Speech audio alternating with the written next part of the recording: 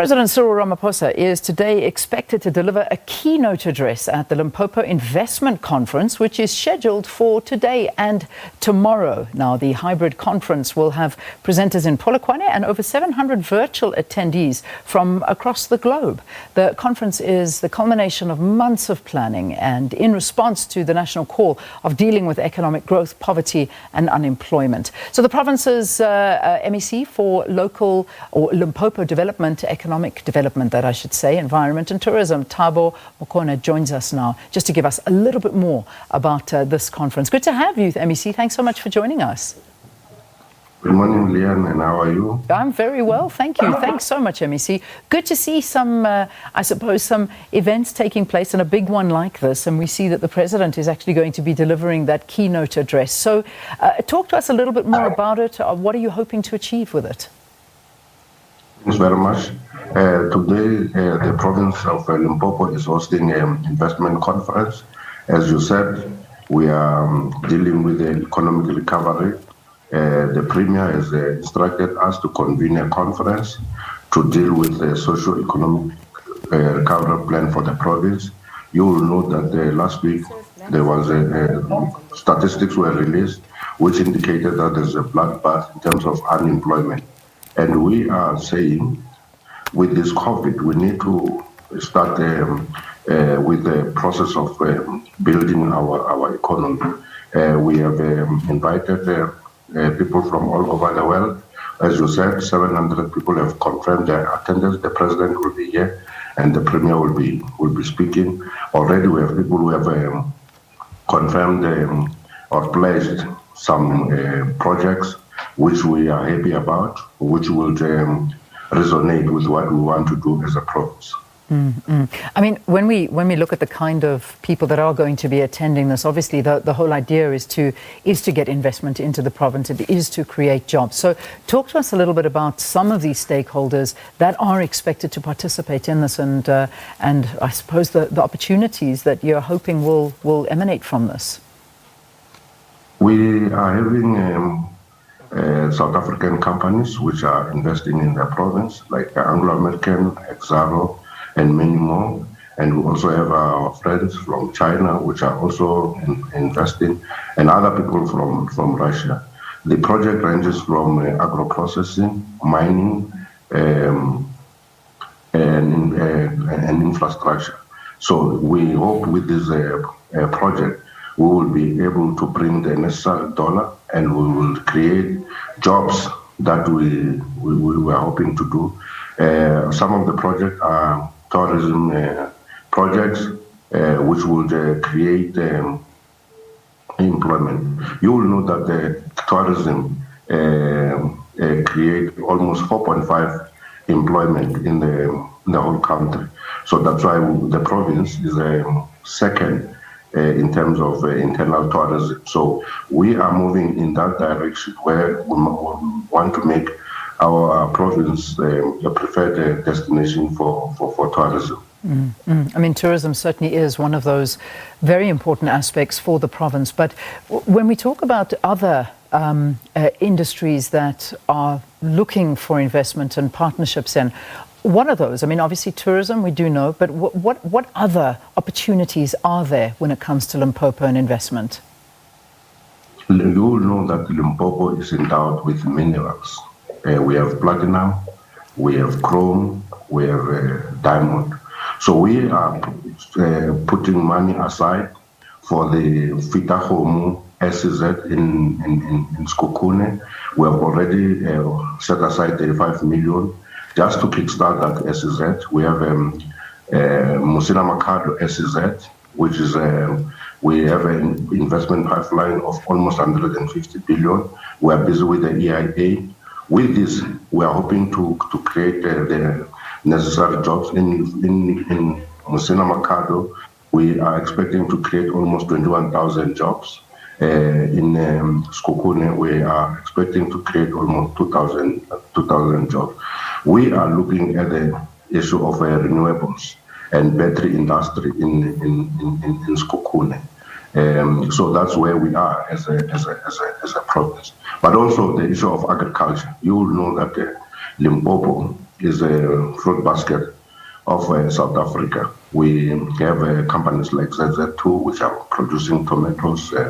We are producing vegetables. And for us is that we need to go into that area where we start beneficiating those products in the province so that we make our people to have the jobs that are actually needed. I mean, we talk about jobs and we talk about a lot of investment opportunities. I want to focus a little bit about what's happening with this Chinese-run Musina Mercado. And this is that special economic zone that's been punted by government, which has been something that we've been hearing about for quite some time. And also news coming out that it's basically failed an environmental assessment. I know that this has been a lot has been spoken about this, but talk to us about the latest on this and what's going to happen now. We can't fail whilst we are actually planning. We are at the planning stage. We are doing the EIA. The EIA has been submitted due to COVID. We could not do the public consultation, and now they are doing a public consultation. We are hoping that by the end of December, the process of the EIA will be submitted to the department for approval. Already we have put aside 600 million for the northern side, which is in Musina. Work will start in November, December. Tenders are going to be issued out for the logistic hub in that area. So we are happy. We are on track with our program, and even with the program of the EIA, we think we are on track. The problem is that a lot of local producers are not happy with this. And I mean, this kind of goes against everything that we talk about when it comes to empowering local companies and local development, because when we look and we read a little bit more about it, you know, this is basically an industrial development plan which is being punted by the Department of Trade and Industry. And it is a Chinese-owned coal-powered steel foundry and a lime plant that would benefit from tax incentives and other favorable operating parameters not granted to local players. Perhaps you can explain this to us when we know already the Chinese and the costs in the steel industry and the market and how they are driving down because of the overconsumption, and yet we're allowing this to take place and no local benefits. Perhaps you can explain that to us. It is not necessarily a Chinese program. It's a program of people of Limpopo. We are partnering with Chinese, and we're also saying the South African people will also benefit. You will know that there's DBS in that area. They're investing almost 45 billion rand. And we are also talking to all the stakeholders that would have concern. They are also wanting to participate in that industry, and the local people will also be part of the initiative. To us, is that this is an initiative that will transform the economy of our province. You will know that Limpopo is a rural province, and we need to do something that will make sure that our people become part of the mainstream economy.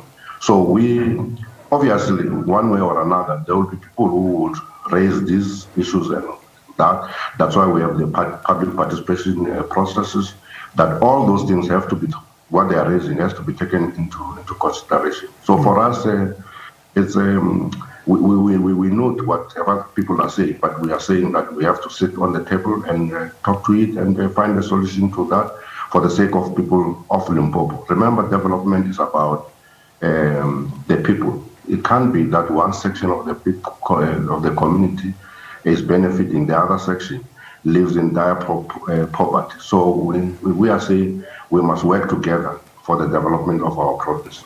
Yeah, certainly we understand that, but I do hope that this is looked at very, very carefully, because unfortunately corruption and maladministration in the province has become quite a dampener to a lot of efforts. I mean, we saw 13 officials having been arrested earlier this week. And, you know, when we read and dig a little deeper into something like this, just the one example that I've given, I mean, we see the tax breaks that the Chinese are getting. There is a lot of Chinese investment that is happening here. And it's also detrimental to a lot of the rural communities in this area. So there's a lot more that needs to go. I know it's still in the pipeline, but, you know, it's hard when, as I say, in the background, there's all this corruption and maladministration happening. What's been done to fix this? Leon, I want to indicate that the issue of development cannot be linked to what other people are doing. We have the SEZ in Johannesburg, in China, where we also have the tax breaks. I'm saying that it's a way of incentivizing investors to come to our province. As a province, as I'm speaking, ourselves as a Department of the Debt, all our institute, we have almost more than 7 parastatals. I can tell you that all those 7 parastatals are getting unqualified audit or clean audit. We have 3 institutions which are getting a clean audit. We are working very hard to deal with those issues that you are actually raising, issues of corruption. You remember that we came from Section 100, and where we are firm that the province is moving towards the right direction. Obviously, we will have irritation from time to time there and there, and we are saying we welcome that where people are being wrong. Obviously, we have institutions that are dealing with those issues. We have to forge ahead with the development of our province. Remember, Limpopo is endowed with minerals. We are the biggest. We are big in agriculture, and we are also big in tourism. So we have to do something that will change the lives of our people, and at the same time, we will be able to nip corruption where it radicates. So for me, that's where we are. Yeah, no, certainly, and I do understand that. But I suppose one has to ask the questions because, you know, there's just been a lot of talk, as I mentioned in my previous question, about maladministration and corruption in Limpopo. And we have seen that there were the arrest of some of the officials at one of the municipalities there. I think there were 13 officials that were arrested, including a mayor in the Polokwane municipal offices in Limpopo. So, you know, this is, it is questionable, and we need to answer this. And many people are saying that you have somewhat, including some of your, you know, organizations that are operating in Limpopo, saying that the premier is an invisible premier and that you don't really see him.